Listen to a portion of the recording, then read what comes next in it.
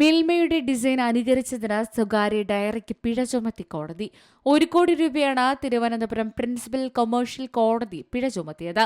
മിൽമയുടെ പേരിന് സമാനമായ മിൽന എന്ന പേരും ലോഗോയ്ക്കും സാമ്യങ്ങൾ ഏറെയായിരുന്നു. സമാനമായ ഡിസൈനോ പാക്കിങ്ങോ ഉപയോഗിച്ച് പാലും പാൽ ഉൽപ്പന്നങ്ങളും വിൽക്കുന്നതിൽ നിന്നും പരസ്യപ്പെടുത്തുന്നതിൽ നിന്നും ഈ സ്വകാര്യ സ്ഥാപനത്തെ കോടതി വിലക്കി. 1 കോടി രൂപ പിഴയും 6% പിഴ പലിശയും 8,11,410 രൂപ കോടതി ഫീസും ഉൾപ്പെടെ പിഴയടയ്ക്കാനാണ് കോടതി സ്ഥാപനത്തിന് നിർദ്ദേശം നൽകിയത്.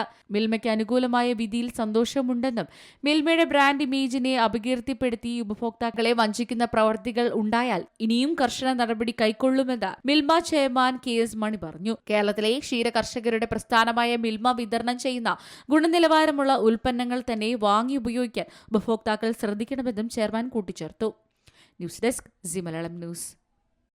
ഏറ്റവും പുതിയ വാർത്തകളും വിശേഷങ്ങളും വിരൽ തുമ്പിലറിയാൻ സി മലയാളം ന്യൂസ് എല്ലാ ഡിജിറ്റൽ പ്ലാറ്റ്ഫോമുകളിലും ലഭ്യം.